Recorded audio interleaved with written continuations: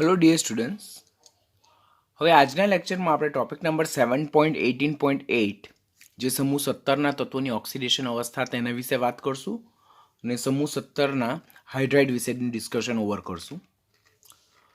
First of all, સમૂહ 17ના તત્વોની oxidation અવસ્થા વિશે લર્ન કરીએ તે પહેલાં આપણને ખબર છે કે સમૂહ 17ના જે તત્વો છે તેમની બાહ્યતમ કક્ષાની ઇલેક્ટ્રોનની સંરચના શું છે? NH2 NP5, જેમાં NH કક્ષકમાં 2 ઇલેક્ટ્રોન છે, NPXમાં 2 છે, NPYમાં 2 છે અને NPZમાં 1 ઇલેક્ટ્રોન છે.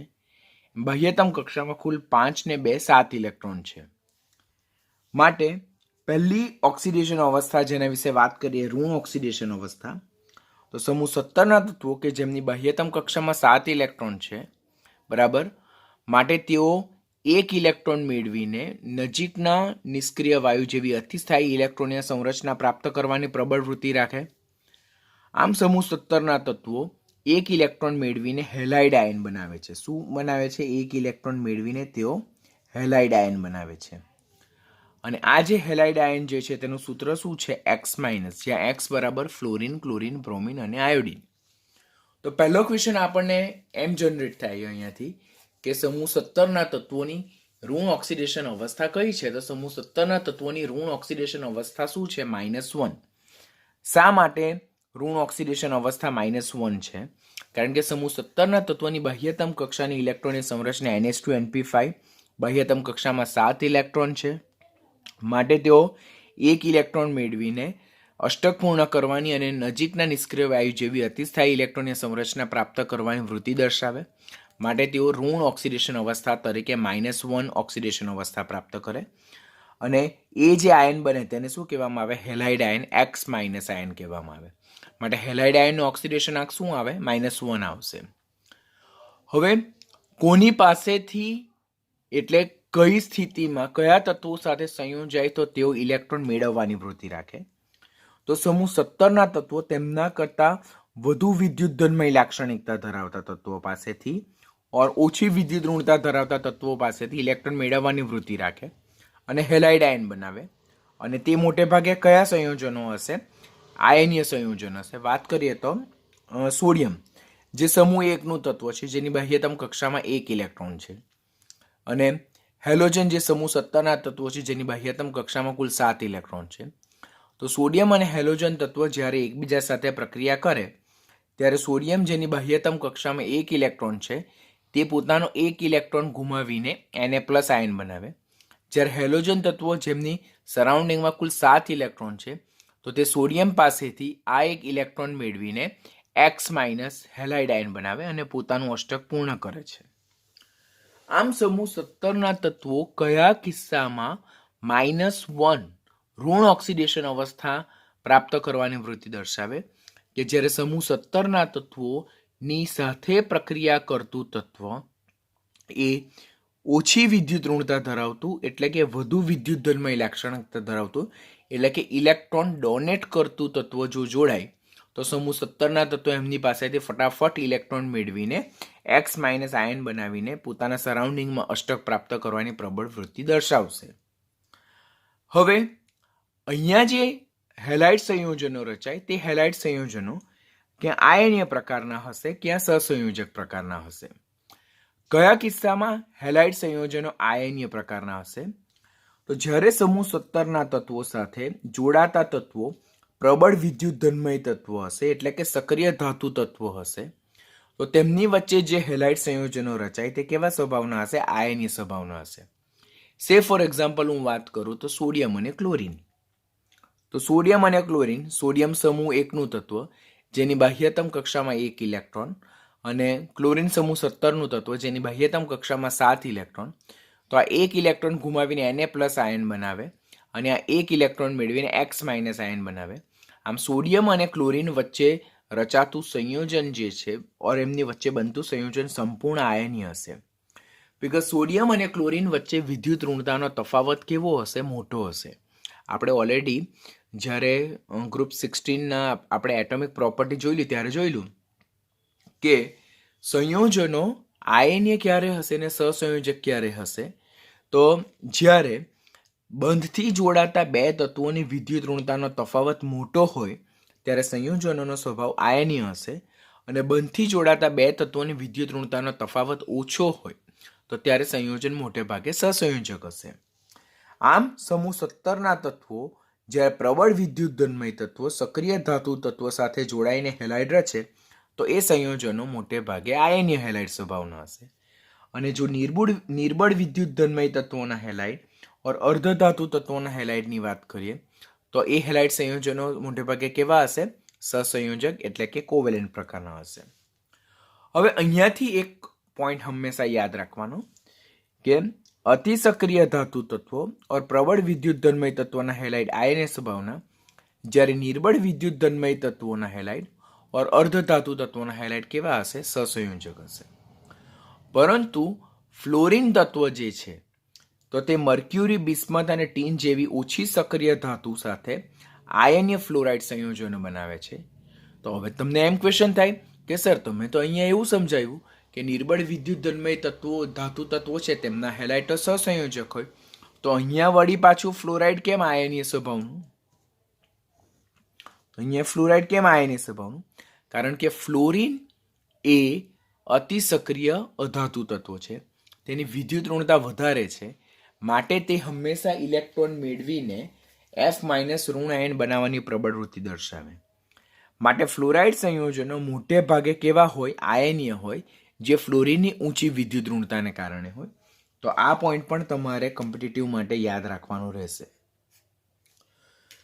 વધુમાં જો આપણે જોઈએ તો સમૂહમાં ઉપરથી નીચે તરફ જઈએ એટલે કે ફ્લોરિનથી આયોડિન તરફ જઈએ આપણે, તેમ વિદ્યુત ઋણતા કેવી થતી જાય છે? ઘટી જાય છે. સાથે સાથે આયનીય સંયોજનો બનાવવાની વૃત્તિ ઘટી જાય અને સહસંયોજક સંયોજનો બનાવવાની વૃત્તિ કેવી થતી જાય? ઘટી જાય. એનું રીઝન શું છે? તો સમૂહમાં ઉપરથી નીચે તરફ જતા વિદ્યુત ઋણતા ઘટી જાય, સાથે સાથે ઋણ આયન જે છે તો તે ઋણ આયનનું કદ પણ કેવું થતું જાય છે? વધતું જાય છે. સમૂહમાં ઉપરથી નીચે તરફ જતા વિદ્યુત ઋણતા ઘટી જાય અને ઋણ આયનનું કદ વધતું જાય છે. ફેજાન્સ રૂલ્સ પ્રમાણે જો જોઈએ આપણે, ફેજાન્સ રૂલ્સ પ્રમાણે તો ફેજાન્સ રૂલ પ્રમાણે સંયોજનોનો સહસંયોજક સ્વભાવ, સંયોજનોનો સહસંયોજક સ્વભાવ તે ધ્રુવીભવન ક્ષમતા જે છે તે ધ્રુવીભવન ક્ષમતાના કેવા પ્રમાણમાં છે? સમપ્રમાણમાં છે. અને આ ધ્રુવીભવન ક્ષમતા જે છે તો તે ઋણ આયનના કદના કેવા પ્રમાણમાં છે? સમપ્રમાણમાં છે. અને ધન આયનના કદના કેવા પ્રમાણમાં છે? વ્યસ્ત પ્રમાણમાં છે.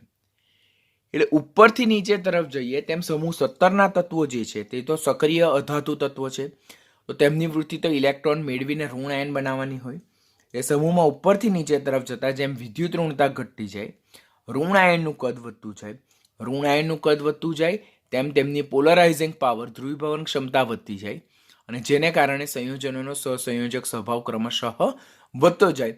તો ડેફિનેટલી આયનીય સ્વભાવ ક્રમશઃ કેવો થતો જાય? વધતો જાય, ઘટતો જાય. માટે ફ્લોરાઇડ સંયોજનો મોટે ભાગે આયનીય હશે અને આયોડાઇડ સંયોજનો મોટે ભાગે કેવા હશે? સહસંયોજક હશે. They are more ionic in nature and they are more covalent in nature. તો આ પણ નીટ માટે તમારે ખાસ યાદ રાખવાનું, સંયોજનોનો આયનીય અને સહસંયોજક સ્વભાવ વિશે ક્વેશ્ચન પૂછાય તો એના બેઝ પર જો આપણને ક્વેશ્ચન પૂછવામાં આવે કે NaCl છે, ત્યાર પછી NaF, NaCl, NaBr અને NaI, તો તેમાં કયું સહસંયોજક અને કયું આયનીય?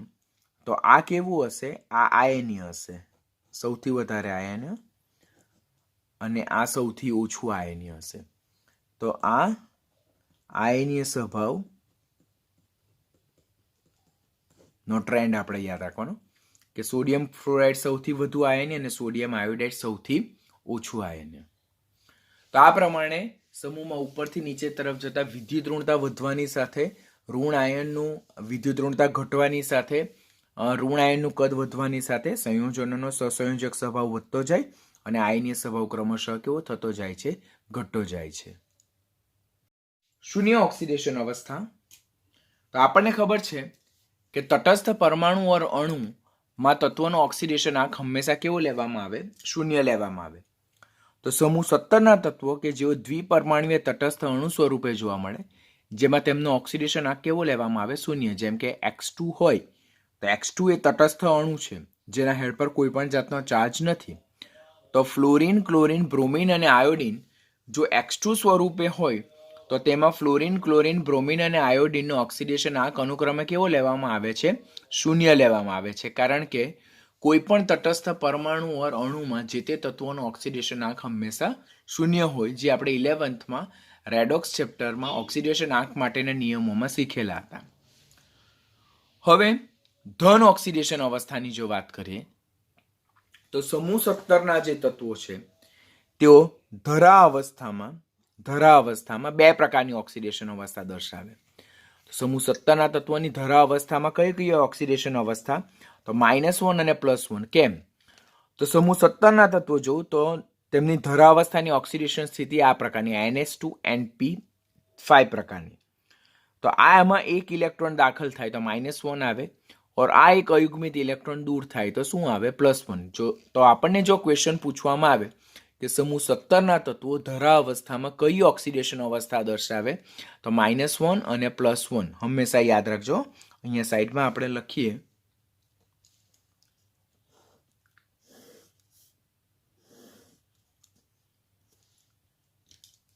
સમૂહ 17ના તત્વો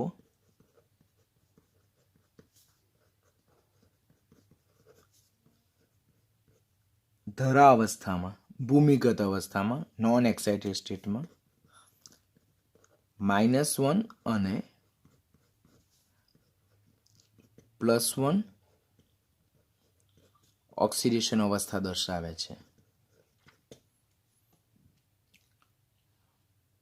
તો -1 એટલા માટે કારણ કે આમાં ઇલેક્ટ્રોન દાખલ થાય તો -1, અને +1 એટલા માટે ધરા અવસ્થામાં નોન એક્સાઇટેડ સ્ટેટમાં કે જેમાં ઇલેક્ટ્રોન હાયર એનર્જેટિક ઓર્બિટલ્સમાં જમ્પ કરીને નથી ગયો, તો ત્યારે આ એક અયુગ્મિત ઇલેક્ટ્રોન કોઈ બીજું મેળવી લે તો ત્યારે +1. પણ પરંતુ જ્યારે એક્સાઇટેડ સ્ટેટ આવે, જેમ કે ફર્સ્ટ એક્સાઇટેડ સ્ટેટ આવે, તો ત્યારે આ જે NP કક્ષકનો ઇલેક્ટ્રોન છે તે જમ્પ કરીને D કક્ષકમાં આવે, તો ટોટલ 1, 2 અને 3 ઇલેક્ટ્રોન અયુગ્મિત થાય, તો ત્યારે ઓક્સિડેશન આંક શું આવે? +3.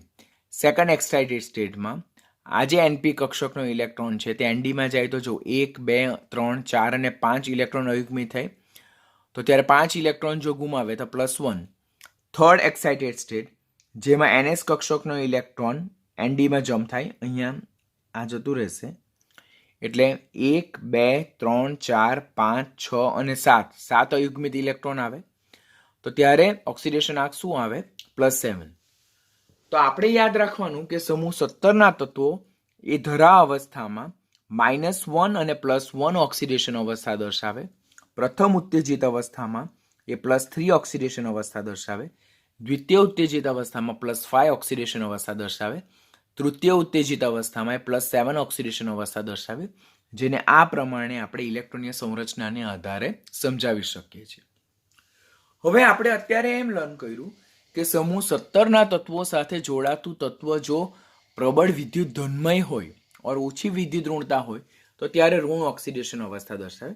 તો ધન ઓક્સિડેશન અવસ્થા સમૂહ 17ના તત્વો ક્યારે દર્શાવે? કે જ્યારે સમૂહ 17ના તત્વો સાથે જોડાતું તત્વ એ એમના કરતા વધુ વિદ્યુત ઋણતા ધરાવતું હોય. એટલે જો હું સમૂહ 17ની વાત કરું ક્લોરીન અને એની સાથે ઓક્સિજન જોડાયું છે, તો ક્લોરીનની વિદ્યુત ઋણતા આપણે જોઈએ તો 3.3 છે, જ્યારે ઓક્સિજનની વિદ્યુત ઋણતા 3.5.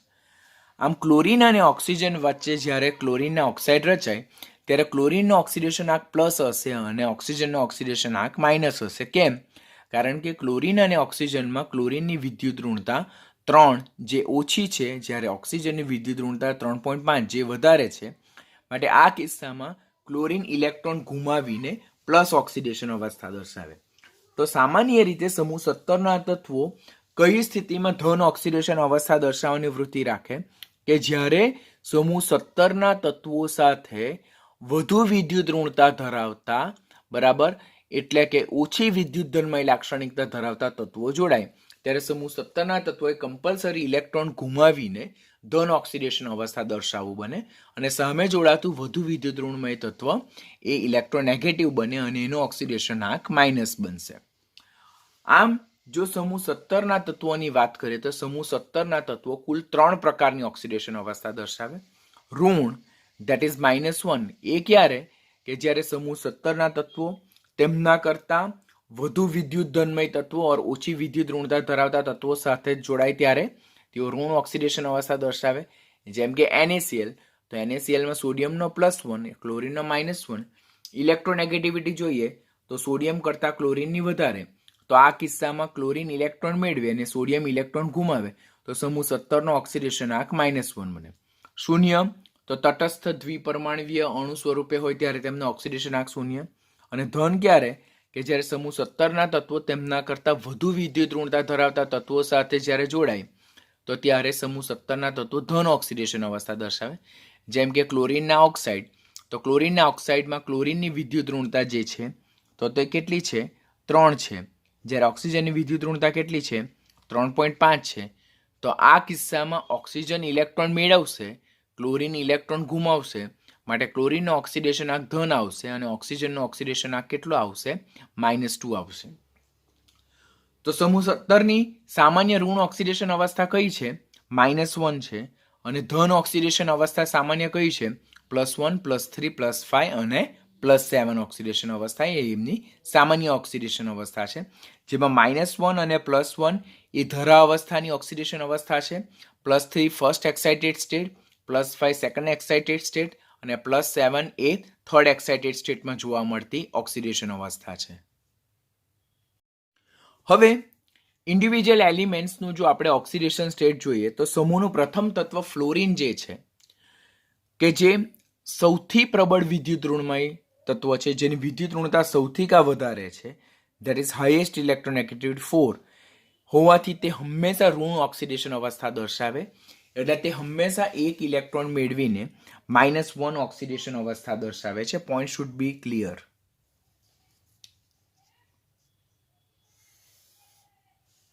ઓકે, ખબર છે ને, સમૂહ 17નું પ્રથમ તત્વ ફ્લોરિન જેની વિદ્યુત ઋણતા સૌથી વધારે છે, માટે હંમેશા એક ઇલેક્ટ્રોન મેળવીને -1 ઓક્સિડેશન અવસ્થા દર્શાવવાની વૃત્તિ દર્શાવે. એકમાત્ર અપવાદ જે છે તે ફ્લોરિનનો oxo acid that is hypofluorous acid, જેમાં ફ્લોરિનનો ઓક્સિડેશન આંક કેટલો છે +1 છે. બરાબર. શા માટે અહીંયા +1 આવે? કારણ કે જો અહીંયા આપણે હાઇડ્રોજનનો +1 લઈએ, ફ્લોરિનનો -1 લઈએ તો ઓક્સિજનનો ઓક્સિડેશન આંક 0 બને. તો અહીંયા તો ઓક્સિજન સંયોજિત સ્થિતિમાં છે, સંયોજિત સ્થિતિમાં તો તત્વનો ઓક્સિડેશન આંક 0 થતો નથી ઓક્સિજનના કિસ્સામાં અહીંયા જો વાત કરીએ તો. પરિણામે આપેલ સંયોજનમાં ફ્લોરિનનો ઓક્સિડેશન આંક +1, હાઇડ્રોજનનો +1 અને ઓક્સિજનનો -2. વેરી ઇમ્પોર્ટન્ટ ક્વેશ્ચન, ખાસ યાદ રાખજો. વધુમાં ફ્લોરિન સમૂહ 17નું બીજા આવર્તનું તત્વ છે, જેની પાસે ડી કક્ષકનો પણ અભાવ છે. ડી કક્ષકના અભાવને કારણે તે ઊંચી ઓક્સિડેશન અવસ્થા એટલે +3 +5 અને +7 પણ દર્શાવતું નથી. તો અહીંયાથી ક્વેશ્ચન આપણને કયા કયા પૂછાય? તો સમૂહ 17નું કયું તત્વ જે હંમેશા ઋણ ઓક્સિડેશન અવસ્થા દર્શાવે? તો તે છે ફ્લોરિન. ફ્લોરિનની હંમેશા કઈ ઓક્સિડેશન અવસ્થા જોવા મળે? તો ઋણ, અને તે છે -1. નીચેનામાંથી કયા સંયોજનમાં ફ્લોરિનનો ઓક્સિડેશન આંક +1 જોવા મળે? તો તે છે હાઇપોફ્લોરસ એસિડ. પછી ત્રીજો ક્વેશ્ચન, હાઇપોફ્લોરસ એસિડ જે છે તેમાં ફ્લોરિનનો ઓક્સિડેશન આંક અને ઓક્સિજનનો ઓક્સિડેશન આંક કેટલો? તો ફ્લોરિનનો +1 અને ઓક્સિજનનો -2. ફ્લોરિન નીચેનામાંથી કઈ ઓક્સિડેશન અવસ્થા ધન ઓક્સિડેશન અવસ્થા દર્શાવી શકે? તો હાઇપોફ્લોરસ એસિડ એક માત્રામાં +1. ફ્લોરિન કઈ ધન ઓક્સિડેશન અવસ્થા દર્શાવતું નથી? તો +3 +5 અને +7 દર્શાવતું નથી, કારણ કે એ બીજા આવર્તનું તત્વ છે, માટે એની પાસે ડી કક્ષકનો અભાવ છે, માટે તે હાયર ઓક્સિડેશન સ્ટેટ દર્શાવતું નથી. એની સાપેક્ષમાં ક્લોરીન, બ્રોમિન અને આયોડિનની જ્યારે વાત કરીએ તો ક્લોરીન, બ્રોમિન અને આયોડિન એ ઋણ ઓક્સિડેશન અવસ્થા પણ દર્શાવે અને એમની પાસે વેકન્ટ ડી ઓર્બિટલની હાજરીને કારણે તેઓ +1 +3 +5 અને +7 ઓક્સિડેશન અવસ્થા પણ દર્શાવે. વધુમાં ક્લોરીનથી આયોડિન તરફ જઈએ તો તેમ આપણને ખબર છે કે વિદ્યુત ઋણતા શું થતી જાય છે? તો વિદ્યુત ઋણતા ક્રમશઃ ઘટતી જાય છે. અને વિદ્યુત ઋણતા ક્રમશઃ ઘટી જાય તેમ ઋણ ઓક્સિડેશન અવસ્થા બતાવવાની વૃત્તિ ઘટતી જાય અને ધન ઓક્સિડેશન અવસ્થા બતાવવાની વૃત્તિ કેવી થતી જાય છે? વધતી જાય છે. આપણે લાસ્ટ લેક્ચરમાં જોયેલું કે આયોડિન એ મેટાલિક ક્લસ્ટર ધરાવે જે ઇલેક્ટ્રોન ગુમાવીને I+ અને I+3 આયન પણ બનાવી શકે છે, જે દર્શાવે છે કે સમૂહ 17નું કયું તત્વ એ વધુ ધન ઓક્સિડેશન અવસ્થા દર્શાવવાની વૃત્તિ દર્શાવે તો તે આયોડિન છે. ખાસ યાદ રાખો, ક્લોરીન, બ્રોમિન અને આયોડિન જે સમૂહ 17ના તત્વો છે તે ધન અને ઋણ બંને ઓક્સિડેશન અવસ્થા દર્શાવે. તેમાં ઋણ કઈ? -1 અને ધન કઈ? +1, +3, +5 અને +7. શા માટે તેઓ બધી જ ધન ઓક્સિડેશન અવસ્થા દર્શાવી શકે? બિકોઝ તેમની પાસે ખાલી પડેલી ડી કક્ષકોની હાજરી છે માટે. વધુમાં ક્લોરીનથી આયોડિન તરફ જઈએ તેમ સમૂહમાં ઉપરથી નીચે તરફ જતા વિદ્યુત ઋણતા ઘટતી જાય તેમ ઋણ ઓક્સિડેશન અવસ્થાની વૃત્તિ ક્રમશઃ કેવી થતી જાય? ઘટતી જાય. ઋણ ઓક્સિડેશન અવસ્થાની વૃત્તિ ક્રમશઃ ઘટે અને ધન ઓક્સિડેશન અવસ્થાની વૃત્તિ ક્રમશઃ કેવી થતી જાય છે? વધતી જાય છે.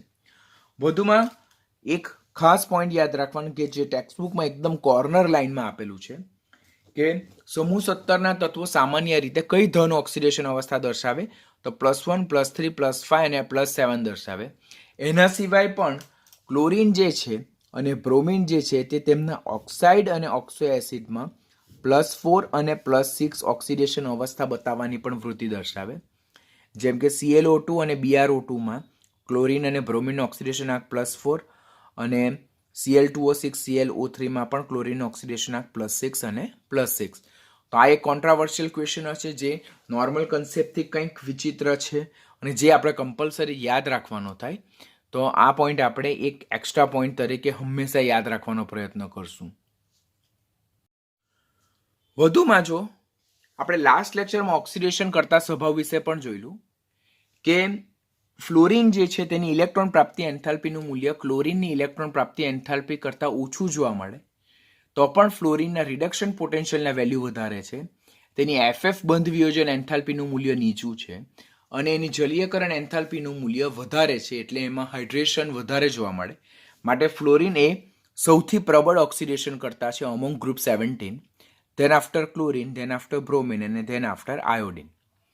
જેને કારણે ફ્લોરિન જે છે તે દ્રાવણમાંથી ક્લોરાઇડ, બ્રોમાઇડ અને આયોડાઇડનું ક્લોરીન, બ્રોમિન અને આયોડિન સ્વરૂપે વિસ્થાપન કરી શકે.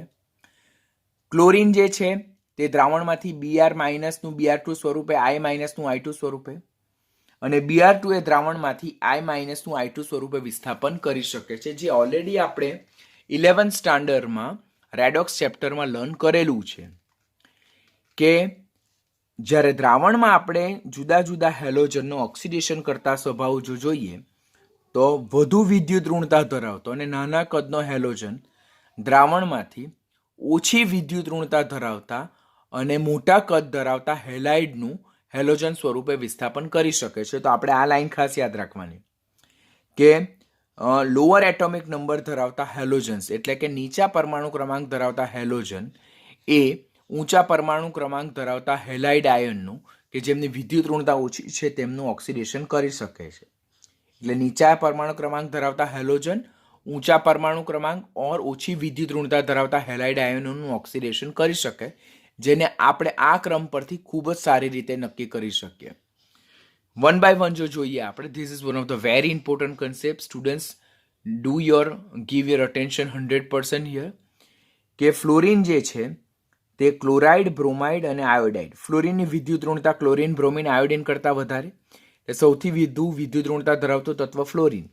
એ દ્રાવણમાંથી ઓછી વિદ્યુત ઋણતા ધરાવતા અને મોટા કદ ધરાવતા ક્લોરાઇડ, બ્રોમાઇડ અને આયોડાઇડનું બરાબર ક્લોરીન, બ્રોમિન અને આયોડિન સ્વરૂપે વિસ્થાપન કરી શકે છે. એવી રીતે ક્લોરીન જે છે તે એના કરતાં વધુ કદ ધરાવતા અને ઓછી વિદ્યુત ઋણતા ધરાવતા બ્રોમાઇડ અને આયોડાઇડનું બ્રોમિન અને આયોડિન સ્વરૂપે વિસ્થાપન કરી શકે. એવી રીતે બ્રોમિન જે છે તે એના કરતાં વધુ કદ ધરાવતા અને ઓછી વિદ્યુત ઋણતા ધરાવતા આયોડાઇડનું આયોડિન સ્વરૂપે વિસ્થાપન કરી શકે છે. તો આ બધા કન્સેપ્ટ જે છે તે કમ્પલસરી કોના બેઝ પરથી આપણે જસ્ટિફાય કરી શકીએ? ઓનલી એન્ડ ઓનલી આના પરથી કે ફ્લોરિન દ્રાવણમાંથી ક્લોરાઇડ, બ્રોમાઇડ અને આયોડાઇડનું ક્લોરીન, બ્રોમિન અને આયોડિન સ્વરૂપે વિસ્થાપન કરી શકે. ક્લોરીન દ્રાવણમાંથી બ્રોમાઇડ અને આયોડાઇડનું બ્રોમિન અને આયોડિન સ્વરૂપે વિસ્થાપન કરી શકે. બ્રોમિન દ્રાવણમાંથી આયોડાઇડનું આયોડિન સ્વરૂપે વિસ્થાપન કરી શકે છે. વધુમાં એની સાથે આપણે આ પોઈન્ટ પણ ખાસ યાદ રાખવાનો કે હેલાઇડ આયનનો રિડક્શન કરતા સ્વભાવ એટલે કે ઓક્સિડેશન પામવાની વૃત્તિ. તો ફ્લોરિન જે છે તે ઓક્સિડેશન, પ્રબળ ઓક્સિડેશન કરતા છે એટલે એની રિડક્શન પામવાની વૃત્તિ સૌથી વધારે, તો એની ઓક્સિડેશન પામવાની વૃત્તિ સૌથી ઓછી. અને આયોડાઇડ જે છે, આયોડાઇડ આયન, તો તેનો રિડક્શન કરતા સ્વભાવ કેવો છે? સૌથી કા વધારે, એટલે એની ઓક્સિડેશન પામવાની વૃત્તિ સૌથી વધારે. તો ધીસ ઇઝ ઇમ્પોર્ટન્ટ કે જે પેલા કન્સેપ્ટથી કંઈ ડિફરન્સ છે.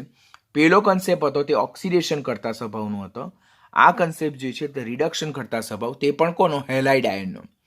એટલે I- નું I2 સ્વરૂપે ઓક્સિડેશન થવાની વૃત્તિ સૌથી કા વધારે, જ્યારે F- નું F2 સ્વરૂપે ઓક્સિડેશન, I- નું I2 સ્વરૂપે ઓક્સિડેશન થવાની વૃત્તિ સૌથી કા વધારે.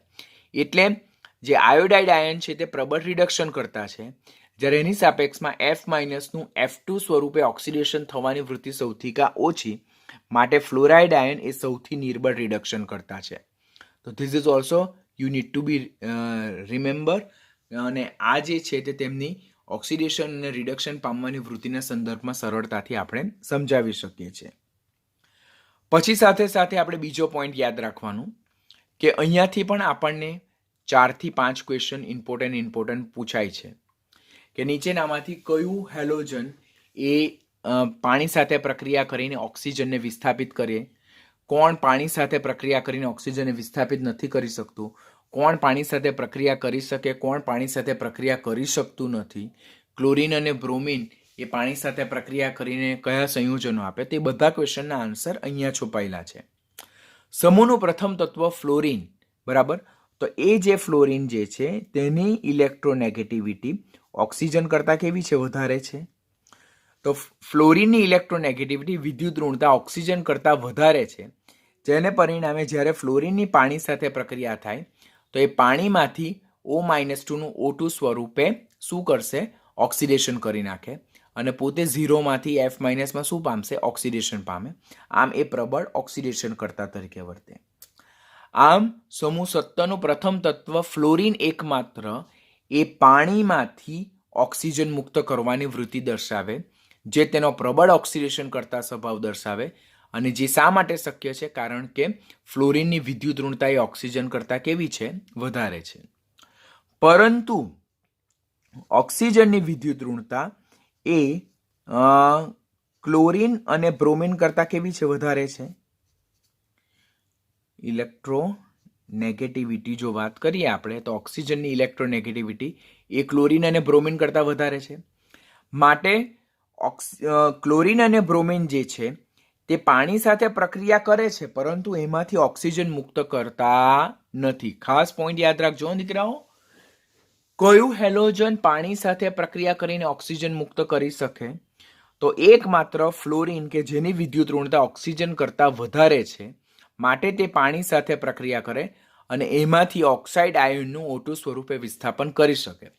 જ્યારે સમૂહના અન્ય તત્વોની વિદ્યુત ઋણતા ઓક્સિજન કરતાં ઓછી હોવાને કારણે તેઓ પાણીમાંથી O2 સ્વરૂપે વિસ્થાપન ઓક્સિજનનું કરી શકતા નથી. પરંતુ ક્લોરીન અને બ્રોમિન જે છે તે પાણીમાંથી O2 નું વિસ્થાપન નહીં કરે, પરંતુ તેઓ પાણી સાથે પ્રક્રિયા કરીને અનુવર્તે હાઇડ્રોહેલિક એસિડ અને હાઇપોહેલસ એસિડ બનાવે, જેમાં હેલોજનનો ઓક્સિડેશન આંક -1 અને +1 છે, જે એક પ્રકારની શું છે? વિસમીકરણ પ્રક્રિયા છે. તો આપણે યાદ રાખવાનું કે ક્લોરીન અને બ્રોમિન એ પાણી સાથે પ્રક્રિયા કરે, પરંતુ એમાંથી O2 વિસ્થાપિત કરી શકતા નથી, પરંતુ તેઓ પાણી સાથે પ્રક્રિયા કરીને હાઇડ્રોહેલિક એસિડ અને હાઇપોહેલસ એસિડ બનાવવાની વૃત્તિ દર્શાવે છે, જે વિસમીકરણ પ્રક્રિયા છે.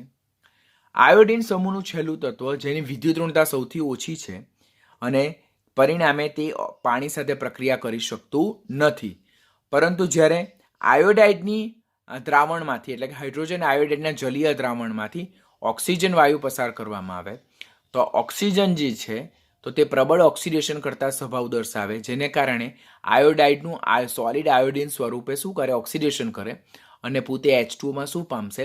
રિડક્શન પામશે.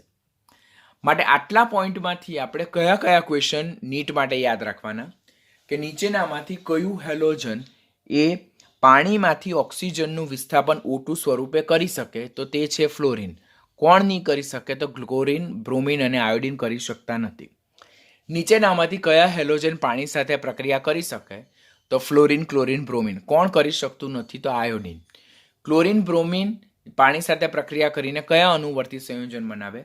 તો તે હાઇડ્રોહેલિક એસિડ અને હાઇપોહેલસ એસિડ. તેમાં એમનો ઓક્સિડેશન આંક કેટલો? -1 + 1.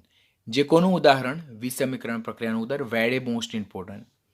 સમૂહનું છેલ્લું તત્વ આયોડિન, જેની વિદ્યુત ઋણતા ઓછી હોવાને કારણે તે પાણી સાથે નોટ એટ ઓલ પ્રક્રિયા કરતો, એટલે કે દેટ મીન્સ કોઈ બી સંજોગોમાં પ્રક્રિયા કરતો નથી.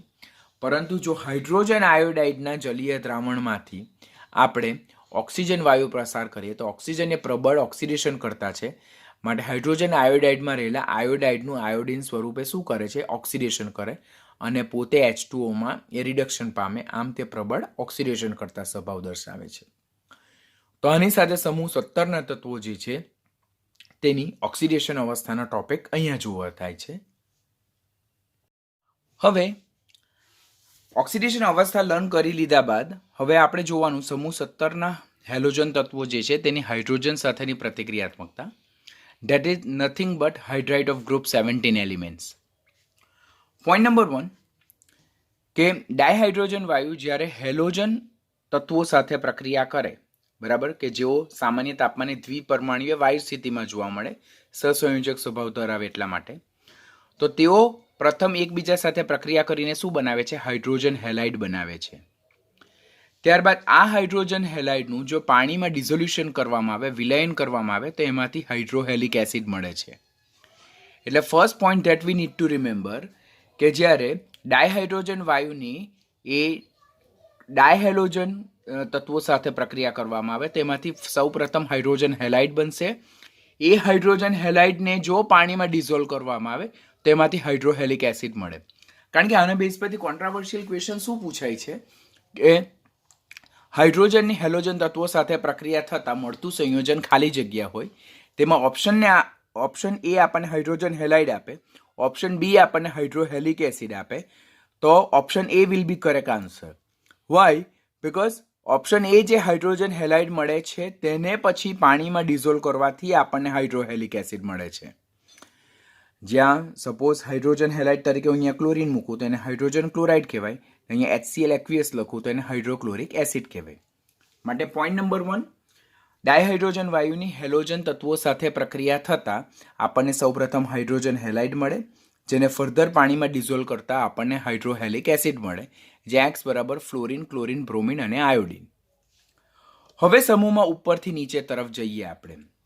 સમૂહમાં ઉપરથી નીચે તરફ જઈએ એટલે હેલોજન પરમાણુનું કદ વધવાની સાથે હેલોજન પરમાણુની વિદ્યુત ઋણતા ક્રમશઃ કેવી થતી જાય છે? ઘટતી જાય.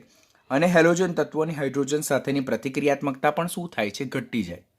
હવે આ જે ક્વેશ્ચન જે છે તો તે પિરિયોડિસિટી ચેપ્ટર સાથે ડાયરેક્ટલી કોરિલેટેડ છે, which is very most important topic. આપણને ખબર કે આવર્ત કોષ્ટકમાં સૌથી ડાબી બાજુએ સમૂહ 1ના તત્વો આવેલા છે. સમૂહ 1ના તત્વો જેમની બાહ્યતમ કક્ષાની ઇલેક્ટ્રોનીય સંરચના NS1 છે, બાહ્યતમ કક્ષામાં એક જ ઇલેક્ટ્રોન છે, જેઓ સરળતાથી પોતાનો એક ઇલેક્ટ્રોન ગુમાવીને ધન આયન બનાવવાની, ઓક્સિડેશન પામવાની પ્રબળ વૃત્તિ દર્શાવે. માટે સમૂહ 1ના તત્વો પ્રબળ રિડક્શન કરતા છે. ખ્યાલ છે ને? આવર્ત કોષ્ટકમાં સૌથી ડાબી બાજુએ સમૂહ 1ના તત્વો આવેલા છે, જેમની બાહ્યતમ કક્ષાની ઇલેક્ટ્રોનીય સંરચના NS1 છે. માટે તેઓ પોતાની બાહ્યતમ કક્ષામાંથી એક ઇલેક્ટ્રોન દૂર કરીને ધન આયન બનાવવાની, નજીકના નિષ્ક્રિય વાયુ જેવી ઇલેક્ટ્રોનની સંરચના પ્રાપ્ત કરવાની પ્રબળ વૃત્તિ દર્શાવે. માટે તેઓ પ્રબળ રિડક્શન કરતા તરીકે વર્તે. હવે સમૂહ 1ના સક્રિય ધાતુ તત્વો આલ્કલી ધાતુ તત્વોમાં સમૂહમાં ઉપરથી નીચે તરફ જતા જેમ પરમાણ્વીય કદ વધે તેમ આયનીકરણ એન્થાલ્પી ઘટે, ઇલેક્ટ્રોન દૂર કરવાની સરળતા વધે અને ધન આયન બનાવવાની વૃત્તિ વધતી જાય. માટે આલ્કલી ધાતુ તત્વોમાં સમૂહમાં ઉપરથી નીચે તરફ જતા પરમાણ્વીય કદ વધવાની સાથે આયનીકરણ એન્થાલ્પી ઘટવાની સાથે તેમની રાસાયણિક પ્રતિક્રિયાત્મકતામાં શું થાય છે? વધારો થાય છે. That we are discussing for group 1 element. બરાબર? તો આવર્ત કોષ્ટકમાં સૌથી ડાબી બાજુએ આવેલા સમૂહ 1ના સક્રિય ધાતુ તત્વો આલ્કલી ધાતુ તત્વોમાં સમૂહમાં ઉપરથી નીચે તરફ જતા પરમાણ્વીય કદના વધારા સાથે, આયનીકરણ એન્થાલ્પીના ઘટાડા સાથે, ઇલેક્ટ્રોન દૂર થવાની સરળતા સાથે, ઓક્સિડેશન પામવાની વૃત્તિ વધવાની સાથે રાસાયણિક પ્રતિક્રિયાત્મકતામાં વધારો થાય. આમ ધાતુ તત્વોની રાસાયણિક પ્રતિક્રિયાત્મકતા તેમની ઇલેક્ટ્રોન ગુમાવવાની, ઓક્સિડેશન પામવાની અને ધન આયન બનાવવાની સરળતાના સંદર્ભમાં સમજાવી શકાય. જ્યારે અધાતુ તત્વોની રાસાયણિક પ્રતિક્રિયાત્મકતા તેમની વિદ્યુત ઋણતા, ઇલેક્ટ્રોન મેળવવાની અને ઋણ આયન બનાવવાની સરળતાના સંદર્ભમાં ચેક કરી શકાય. આવર્ત કોષ્ટકમાં સૌથી જમણી બાજુએ 17માં સમૂહના તત્વો આવેલા. અહીંયા 18માં સમૂહને આપણે ઇગ્નોર કરીએ છીએ because they are inert elements. તે લોકો નિષ્ક્રિય વાયુ તત્વો છે. તો સમૂહ 17ના તત્વો જે નિષ્ક્રિય વાયુ તત્વો છે, આ સમૂહ 17ના તત્વો જે હેલોજન તત્વો છે, જેમની વિદ્યુત ઋણતા આવર્ત કોષ્ટકમાં સૌથી વધારે છે, તેમની ઇલેક્ટ્રોન આકર્ષવાની, ઋણ આયન બનાવવાની વૃત્તિ સૌથી પ્રબળ છે. તો સમૂહ 17માં જેમ ઉપરથી નીચે તરફ જઈએ તેમ હેલોજન પરમાણુનું જેમ કદ વધતું જાય, તેમની વિદ્યુત ઋણતા ઘટતી જાય, તેમ તેમની ઇલેક્ટ્રોન આકર્ષવાની, ઋણ આયન બનાવવાની એટલે કે રાસાયણિક પ્રતિક્રિયાત્મકતા ક્રમશઃ કેવી થતી જાય છે? ઘટતી જાય. આમ અહીંયા આપણે શું યાદ રાખવાનું? અધાતુ તત્વોની રાસાયણિક પ્રતિક્રિયાત્મકતા તેમની વિદ્યુત ઋણતા સાથે કમ્પેર કરી શકાય અને ધાતુ તત્વોની વિદ્યુત ઋણતા તેમની આયનીકરણ એન્થાલ્પીના સંદર્ભમાં નક્કી કરી શકીએ. સમૂહ 17ના હેલોજન તત્વો ઉપરથી નીચે તરફ જતા પરમાણ્વીય કદ વધે, વિદ્યુત ઋણતા ઘટે, ઇલેક્ટ્રોન આકર્ષવાની વૃત્તિ ઘટતી જાય, ઋણ આયન બનાવવાની વૃત્તિ ઘટતી જાય, રિડક્શન પામવાની વૃત્તિ ઘટતી જાય, માટે તેમની પ્રતિક્રિયાત્મકતામાં ક્રમશઃ ઘટાડો થાય. માટે હેલોજન તત્વોની હાઇડ્રોજન સાથેની પ્રતિક્રિયાત્મકતા સમૂહમાં ઉપરથી નીચે તરફ જતા ઘટતી જાય. ફ્લોરિન સમૂહનું પ્રથમ તત્વ, સૌથી વધુ વિદ્યુત ઋણતા ધરાવતું તત્વ, જે હાઇડ્રોજન સાથે અંધારામાં પણ પ્રક્રિયા કરી શકે. ક્લોરિન જે બીજા ક્રમાંકનું વિદ્યુત ઋણમય ધરાવતું તત્વ સમૂહ 17માં, તે હાઇડ્રોજન સાથે સૂર્યપ્રકાશની હાજરીમાં પ્રક્રિયા કરી શકે. બ્રોમિનની હાઇડ્રોજન સાથે પ્રક્રિયા કરવા માટે હીટિંગ કમ્પલસરી છે અને આયોડિનની હાઇડ્રોજન સાથે પ્રક્રિયા કરવા માટે હીટિંગ પ્લસ કેટાલિસ્ટ તરીકે ઉદ્દીપકની ખાસ જરૂરિયાત છે. આમ સમૂહમાં ઉપરથી નીચે તરફ જતા વિદ્યુત ઋણતાના ઘટાડા સાથે હાઇડ્રોજન સાથેની પ્રતિક્રિયાત્મકતામાં ક્રમશઃ ઘટાડો જોવા મળે છે. ભૌતિક અવસ્થા વિશે જો વાત કરીએ તો સમૂહનું પ્રથમ તત્વ ફ્લોરિન, જેની વિદ્યુત ઋણતા સૌથી વધારે છે. ઇવન હાઇડ્રોજન અને ફ્લોરિન વચ્ચે પણ વિદ્યુત ઋણતાનો તફાવત મોટો હોવાથી જે હાઇડ્રોજન ફ્લોરાઇડ છે તેમાં અણુઓ વચ્ચે આંતરઆણવીય હાઇડ્રોજન બંધનું નિર્માણ થાય છે અને જેને કારણે સામાન્ય તાપમાને હાઇડ્રોજન ફ્લોરાઇડ પ્રવાહી સ્થિતિમાં જોવા મળે. સમૂહના અન્ય તત્વો બ્રોમિન, ક્લોરિન અને આયોડિન તેઓ હાઇડ્રોજન બંધ બનાવતા નથી અને જેને કારણે તેમાં પ્રવર્તતા નિર્બળ પ્રકારના વાન્ડરવાલ્સ આકર્ષણ બળોને કારણે સામાન્ય સ્થિતિમાં તેઓ કેવા છે? વાયુ સ્થિતિમાં જોવા મળે છે. તો ભૌતિક અવસ્થા ખાસ યાદ રાખવાની. સમૂહનું પ્રથમ તત્વ ફ્લોરિન, તેની વિદ્યુત ઋણતા હાઇડ્રોજન કરતાં ઘણી વધારે છે, માટે તેમાં અણુઓ વચ્ચે આંતરઆણવીય હાઇડ્રોજન બંધ રચાય અને જેને કારણે તેઓ સામાન્ય સ્થિતિમાં પ્રવાહી સ્થિતિમાં જોવા મળે. સમૂહના અન્ય તત્વોની વિદ્યુત ઋણતા હાઇડ્રોજન જેટલી જ, હાઇડ્રોજન કરતાં થોડીક ઓછી ઓર હાઇડ્રોજન કરતાં થોડીક જ વધારે હોવાથી તેઓ હાઇડ્રોજન બંધ બનાવતા નથી. સામાન્ય તાપમાને તેમાં નિર્બળ પ્રકારના વાન્ડરવાલ્સ આકર્ષણ બળો પ્રવર્તે છે, માટે સામાન્ય તાપમાને તેઓ વાયુ સ્થિતિમાં જોવા મળે છે. તો અહીંયાથી ક્વેશ્ચન પૂછાશે કે નીચેનામાંથી સમૂહ 17ના હાઇડ્રોજન હેલાઇડમાંથી કયું હાઇડ્રોજન હેલાઇડ પ્રવાહી સ્થિતિમાં જોવા મળે, શેમાં આંતરઆણવીય હાઇડ્રોજન બંધ જોવા મળે? તો તે HF, અને તેઓમાં હાઇડ્રોજન બંધ જોવા મળતા નથી બીકોઝ તેમની વિદ્યુત ઋણતા હાઇડ્રોજન જેટલી કે એનાથી થોડીક ઓછી કે એનાથી થોડીક જ વધારે છે, માટે તેઓ સામાન્ય સ્થિતિમાં હાઇડ્રોજન બંધ રચતા નથી, માટે તેઓ સામાન્ય સ્થિતિમાં વાયુ સ્થિતિમાં જોવા મળે છે. પછી હાઇડ્રોજન ફ્લોરાઇડથી લઈને હાઇડ્રોજન આયોડાઇડ તરફ જઈએ. તેમાં ઓલરેડી આપણે સમૂહ 15-16 હાઇડ્રાઇડમાં જોયું કે મધ્યસ્થ પરમાણુનું કદ વધતું જાય છે. મધ્યસ્થ પરમાણુનું કદ વધતું જાય તેમ He બંધ લંબાઈ વધતી જાય અને He બંધ સ્થાયિતા ઘટતી જાય, કારણ કે બંધ સ્થાયિતા અને બંધ લંબાઈ એકબીજાના વ્યસ્ત પ્રમાણમાં છે. તો જો ઉપરથી નીચે તરફ જતાં બંધ સ્થાયિતા ઘટતી જશે તો બંધ તૂટવાની સરળતા વધતી જાય, માટે બંધ વિયોજન એન્થાલ્પી ક્રમશઃ કેવી થતી જાય છે? ઘટતી જાય. માટે થર્મલ સ્ટેબિલિટી, ઉષ્મીય સ્થાયિતા ક્રમશઃ ઘટતી જાય. હવે જેમ ઉષ્મીય સ્થાયિતા ઘટતી જાય, બંધ સરળતાથી તૂટતો જાય, તેમ એમાંથી હાઇડ્રોજન સરળતાથી મુક્ત થતો જાય અને હાઇડ્રોજન સરળતાથી મુક્ત થતો જાય, પરિણામે એસિડિકતા ક્રમશઃ કેવી થતી જાય? વધતી જાય. એસિડિકતા વધે તેમ એસિડના વિયોજન અચળાંક વધે અને તેમના પીકેના વેલ્યુ ઘટે, કારણ કે એસિડિકતા એ એસિડના વિયોજન અચળાંક સાથે ડાયરેક્ટલી પ્રપોઝનલ રિલેશનમાં અને તે પીકે સાથે વ્યસ્ત પ્રમાણનો સંબંધ દર્શાવે છે. હવે ઉપરથી નીચે તરફ જતાં બંધ લંબાઈ વધે, બંધ સ્થાયીતા ઘટે, બંધ સરળતાથી તૂટે, બંધ વિયોજન એન્થાલ્પી ઘટે, હાઇડ્રોજન સરળતાથી મુક્ત થાય. માટે હાઇડ્રોજન દૂર થવાની અને ઓક્સિડેશન પામવાની વૃત્તિ પણ ક્રમશઃ કેવી થતી જાય છે? વધતી જાય. માટે ઉપરથી નીચે તરફ જતાં રિડક્શન કરતા તરીકેની પ્રબળતા પણ ક્રમશઃ કેવી થતી જાય? વધતી જાય. આ પોઈન્ટ એવો છે કે જે ઓલરેડી આપણે સમૂહ 15 અને સમૂહ 16ના હાઇડ્રાઇડમાં આપણે ઓલરેડી લર્ન કરી ચૂક્યા છે. તો એકચ્યુઅલી આ તમે જાતે પણ રિફર કરી શકો, પણ અત્યારે આપણે સમૂહ 17ના હાઇડ્રાઇડ જોઈએ છે તો એમાં હું તમને સમજાવી દઉં. ઇટ ઇઝ વેરી ઇઝી કે જે ઓલરેડી 15 અને 16ના હાઇડ્રાઇડમાં આપણે ઓલરેડી લર્ન કરી જ ચૂક્યા છે. હવે ઉત્કલન બિંદુ જેને બોઇલિંગ પોઈન્ટ કહેવામાં આવે અને ગલન બિંદુ જેને મેલ્ટિંગ પોઈન્ટ કહેવામાં આવે. તો સામાન્ય રીતે ગ્રાફ જોવો તેના કરતાં પહેલાંથી જોવાનું કે સામાન્ય રીતે સમૂહમાં ઉપરથી નીચે તરફ જઈએ એટલે કે હાઇડ્રોજન ફ્લોરાઇડથી હાઇડ્રોજન આયોડાઇડ તરફ જઈએ. સામાન્ય રીતે I am talking about normal behaviour. તો HF થી HI તરફ જતા આ જે મધ્યસ્થ પરમાણુ છે તેનું પરમાણુય દળ વધતું જાય છે. આપણને ખબર ને, સમૂહમાં ઉપરથી નીચે તરફ જતા પરમાણુ ક્રમાંક વધે તેમ તેમ પરમાણુય દળમાં પણ શું થાય છે? વધારો થાય. પરમાણુય દળમાં વધારો થાય તેમ આ જે અનુવર્તી હાઇડ્રાઇડ સંયોજન છે તેના આણ્વીય દળ પણ ક્રમશઃ વધતા જાય. હવે આણ્વીય દળ વધતા જાય માટે તેમાં પ્રવર્તા આંતરઆણ્વીય આકર્ષણ બળોની પ્રબળતા એટલે કે જેને ઇન્ટરમોલેક્યુલર ફોર્સિસ ઓફ અટ્રેક્શન કહેવાય તે પણ વધતા જાય.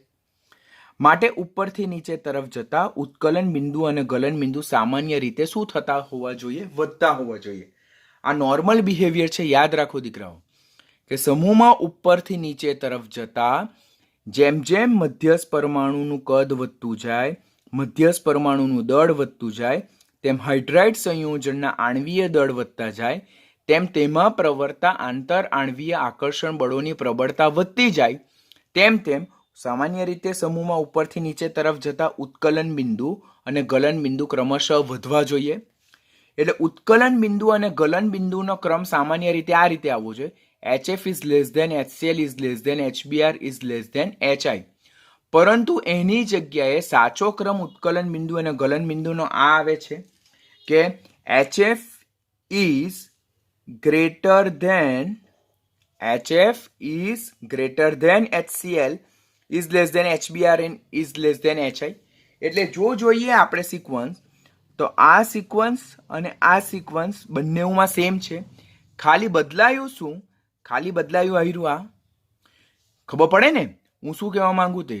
સામાન્ય રીતે સમૂહમાં ઉપરથી નીચે તરફ જતા પરમાણ્વીય દળ વધે, હાઇડ્રાઇડ સંયોજનનું આણ્વીય દળ વધે, તેમ તેમાં પ્રવર્તા વાન્ડરવાલ્સ આકર્ષણ બળો और આંતર આણ્વીય આકર્ષણ બળોની પ્રબળતા વધે, તેમ તેમના ઉત્કલન બિંદુ અને ગલન બિંદુ ક્રમશઃ વધવા જોઈએ. તો સાચો ક્રમ કયો આવવો જોઈએ? કે HF નું સૌથી ઓછું હોવું જોઈએ અને HI નું સૌથી વધારે હોવું જોઈએ. પરંતુ સાચો ક્રમ એ નથી. સાચો ક્રમ શું છે? કે HF ના ઉત્કલન બિંદુ અને ગલન બિંદુ તે જ સમૂહના બીજા ક્રમાંકના જે તત્વો છે તેના હાઇડ્રાઇડ કરતા વધારે જોવા મળે અને પછી પાછો સેમ સિક્વન્સ બંનેમાં સેમ જોવા મળે. તો એનું રીઝન શું છે? તો તે પહેલા ગ્રાફ જોઈએ આપણે કે HF જે છે, HF તેનું ઉત્કલન બિંદુ એ HCl કરતા વધારે છે. HF નું ગલન બિંદુ પણ HCl કરતા કેવું છે? વધારે જોવા મળે. ગ્રાફ તમારે કમ્પલસરી યાદ રાખવાનો. It is most important topic.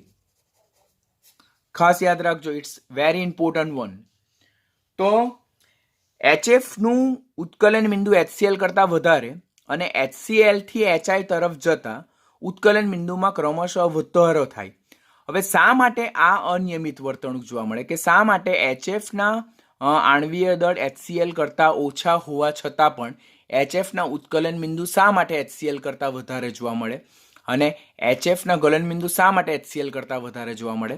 કારણ કે સમૂહનું પ્રથમ તત્વ ફ્લોરિન જેની વિદ્યુત ઋણતા વધારે હોવાને કારણે તે હાઇડ્રોજન ફ્લોરાઇડ છે, તેમાં આંતર આણ્વીય હાઇડ્રોજન બંધનું નિર્માણ થાય કે જે HClમાં પ્રવર્તા વાન્ડરવાલ્સ આકર્ષણ બળની પ્રબળતા કરતાં ઘણા વધારે છે, જેને કારણે એક્સેપ્શનલી HF ના ગલન બિંદુ, ઉત્કલન બિંદુ અને ગલન બિંદુ તે HCl કરતાં સાપેક્ષમાં કેવા જોવા મળે? વધારે જોવા મળે. વધુમાં HCl થી HI તરફ જતા જેમ સંયોજનના આણ્વીય દળ વધતા જાય તેમ તેમ તેમાં પ્રવર્તા આંતર-આણ્વીય આકર્ષણ બળની પ્રબળતા વધતી જાય અને જેને કારણે ઉત્કલન બિંદુ અને ગલન બિંદુમાં ક્રમશઃ વધારો થતો જોવા મળે. પરંતુ અહીંયા યાદ શું રાખવાનું કે HF ના ઉત્કલન બિંદુ તે જ સમૂહના બધા જ તત્વોના હાઇડ્રાઇડ કરતાં વધારે છે, જ્યારે HF નું ગલન બિંદુ કરતાં HI નું ગલન બિંદુ વધારે છે. બરાબર? એટલે કે આ બંને ગ્રાફને તમારે કમ્પલસરી આ મેનરમાં યાદ રાખવો પડશે. આ રીઝન તો તમને ખબર પડી ગયું કે HF અને HCl માં શા માટે HF ના વધારે? બીકોઝ આમાં આંતર-આણ્વીય હાઇડ્રોજન બંધનું નિર્માણ થાય, માટે તેના ગલન બિંદુ અને ઉત્કલન બિંદુ HCl કરતાં વધારે.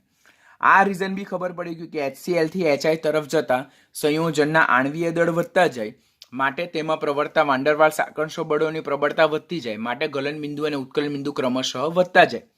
પરંતુ ઉત્કલન બિંદુ HF નું જે છે તે HI કરતાં વધારે છે. બરાબર? એટલે સમૂહ 17 માં સૌથી વધારે ઉત્કલન બિંદુ ધરાવતું તત્વ HF, સૌથી ઓછું ઉત્કલન બિંદુ ધરાવતું તત્વ HCl. અને ગલન બિંદુની વાત કરીએ તો HI ના ગલન બિંદુ HF કરતાં વધારે છે. શા માટે? કારણ કે HI માં પ્રવર્તા વાન ડર વાલ્સ આકર્ષણ બળોની પ્રબળતા એ HF માં પ્રવર્તા હાઇડ્રોજન બંધની પ્રબળતા કરતાં વધારે જોવા મળે when it is solid state. When it is solid state. માટે HI ના ગલન બિંદુ HF કરતાં વધારે. માટે સમૂહ 17 માં સૌથી વધારે ગલન બિંદુ ધરાવતો હાઇડ્રાઇડ કયો? HI. અને સૌથી ઓછો હાઇડ્રાઇડ ગલન બિંદુ ધરાવતો હાઇડ્રાઇડ કોણ? તો તે છે HCl. માટે ઉત્કલન બિંદુ અને ગલન બિંદુનો ક્રમ આવો આવવો જોઈએ, પરંતુ સાચો ક્રમ આવો છે. તો HF નું ઉત્કલન બિંદુ ગલન બિંદુ HCl કરતાં શા માટે જોવા મળે? વધારે જોવા મળે. કારણ કે ફ્લોરિનની ઊંચી વિદ્યુત ઋણતાને કારણે હાઇડ્રોજન ફ્લોરાઇડ અણુઓ વચ્ચે આંતર-આણ્વીય હાઇડ્રોજન બંધનું નિર્માણ થાય અને અપવાદ રીતે HF ના ગલન બિંદુ અને ઉત્કલન બિંદુ HCl કરતાં કેવા જોવા મળે છે? વધારે જોવા મળે છે. જે ગ્રાફ સાથે એકદમ ક્લિયરલી આપણે સમજી શકીએ છીએ. જો HF ના ઉત્કલન બિંદુ અને HF ના ગલન બિંદુ HCl કરતાં વધારે જોવા મળે છે. પછી જે HCl, HBr અને HI જે છે તેમાં ઉત્કલન બિંદુ અને ગલન બિંદુ સામાન્ય રીતે ક્રમશઃ આ રીતે વધતા જાય, કારણ કે જેમ જેમ મધ્યસ્થ પરમાણુનું દળ વધતું જાય તેમ હાઇડ્રાઇડ સંયોજનના આણ્વીય દળ વધતા જાય, તેમ તેમાં પ્રવર્તા આંતર-આણ્વીય આકર્ષણ બળો, જેને ઇન્ટરમોલેક્યુલર ફોર્સિસ ઓફ અટ્રેક્શન કહેવાય, તે વધતા જાય. પરિણામે ગલન બિંદુ અને ઉત્કલન બિંદુ ક્રમશઃ કેવા થતા જાય છે? વધતા જાય છે. આમ ઉત્કલન બિંદુનો જો સાચો ક્રમ જોઈએ, very most important thing, most important,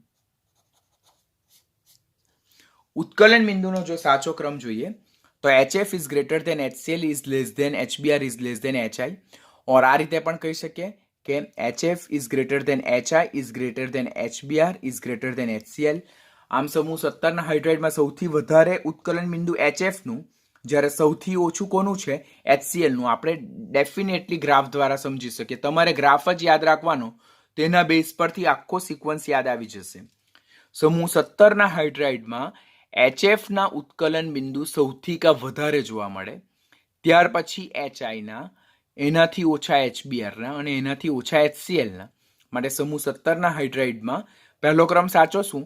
HF is greater than HCl is less than HBr is less than HI. બીજો ક્રમ HF is greater than HI is greater than HBr is greater than HCl.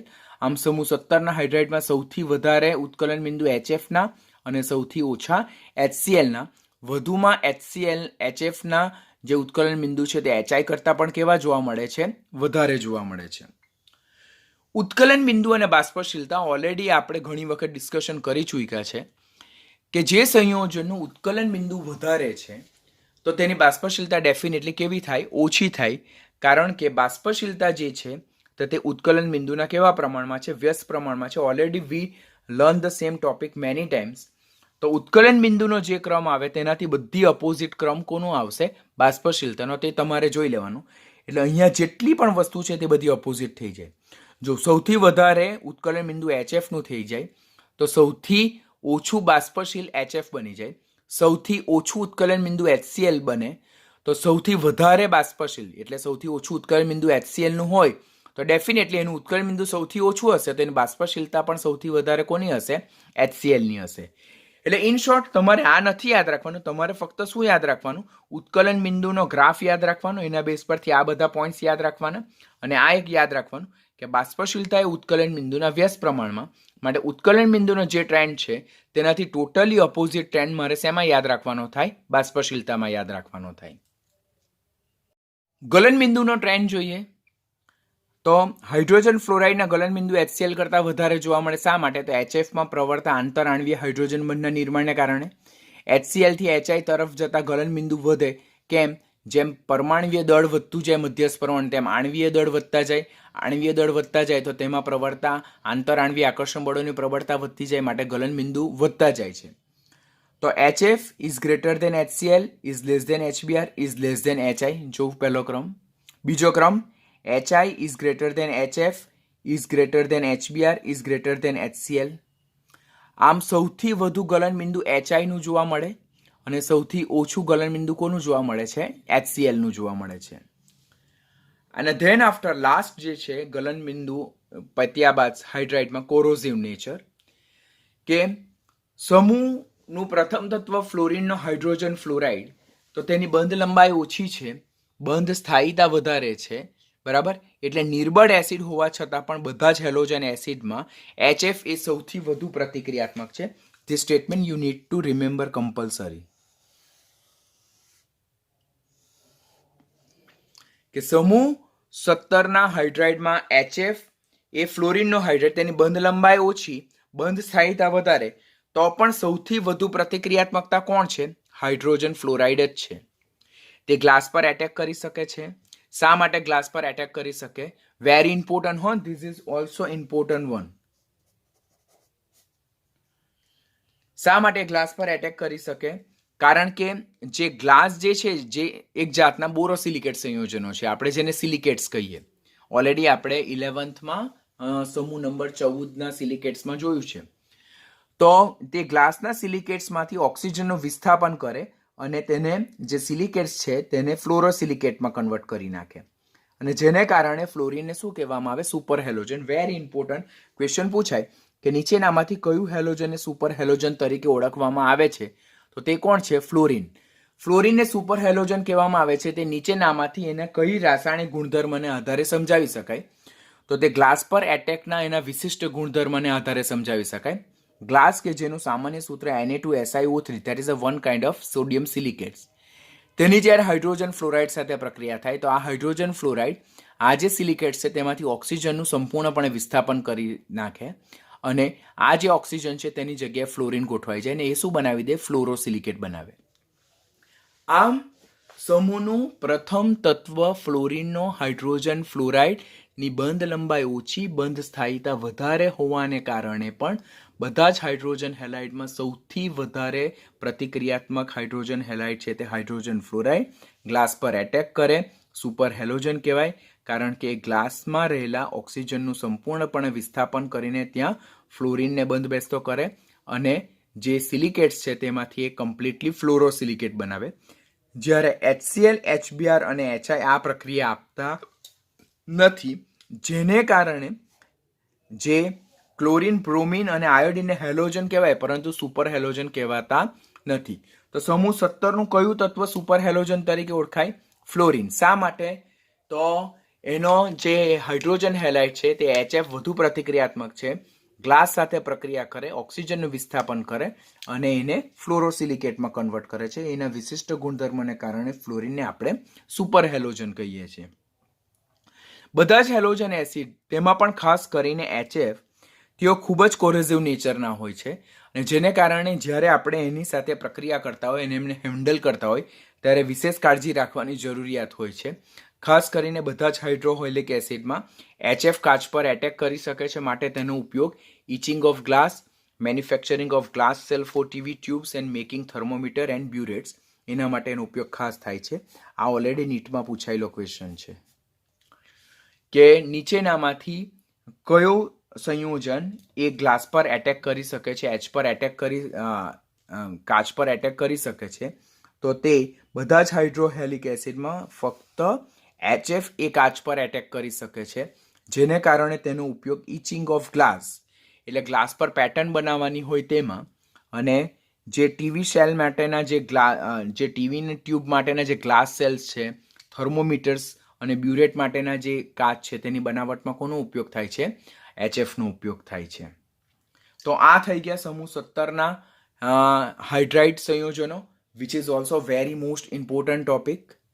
Last but not the least, સમૂહ 15, 16 અને 17ના હાઇડ્રાઇડને એક સામાન્ય easy technique યાદ રાખી કેવી રીતે કરી શકાય? તો આ રીતે કે સમૂહ 15, 16 અને 17માં ઉપરથી નીચે તરફ જતા બધામાં કોમન પોઈન્ટ કયા? તો મધ્યસ્થ પરમાણુનું કદ વધતું જાય. મધ્યસ્થ પરમાણુનું જેમ કદ વધતું જાય તેમ બંધ લંબાઈ વધતી જાય, તેમ બંધ સ્થાયીતા ઘટતી જાય છે. બંધ સ્થાયીતા જેમ ઘટતી જાય તેમ બંધ તૂટવાની સરળતા વધતી જાય, બંધ વિયોજન એન્થાલ્પી ઘટતી જાય, સંયોજનની ઉષ્મીય સ્થાયીતા થર્મલ સ્ટેબિલિટી ઘટતી જાય. હવે બંધ જો સરળતાથી તૂટતો જાય તેમાંથી હાઇડ્રોજન સરળતાથી મુક્ત થતો જાય, માટે એસિડિકતા વધતી જાય અને બેઝિકતા ઘટતી જાય. હાઇડ્રોજન જો સરળતાથી મુક્ત થતો જાય તો હાઇડ્રોજન દૂર થવાની વૃત્તિ અને ઓક્સિડેશન પામવાની વૃત્તિ ક્રમશઃ વધતી જાય, માટે રિડક્શન કરતા તરીકેની પ્રબળતા વધતી જાય. સમૂહ 15, સમૂહ 16 અને સમૂહ 17 3 હાઇડ્રાઇડમાં આપણે આ એક વસ્તુ કોમનલી યાદ રાખવાની છે. 3ના હાઇડ્રાઇડ માટેનું એકમાત્ર કોમન વસ્તુ આ છે. ઉત્કલન બિંદુનો જો ગ્રાફ જોઈએ તો ઉત્કલન બિંદુના ગ્રાફ આ પ્રકારનો હોય. સમૂહ 15, 16 અને 17. જો સમૂહ 16 અને સમૂહ 17ના ઉત્કલન બિંદુનો ગ્રાફ ઓલમોસ્ટ સેમ જ છે. જો કમ્પેર કરો, just compare, they both are identical. આપણે સ્ટાર પાડી જેને આપણે આઈડેન્ટિકલ બનાવીએ છીએ. તો ઉત્કલન બિંદુ સમૂહ 16 અને સમૂહ 17ના હાઇડ્રાઇડનો એકદમ આઈડેન્ટિકલ છે.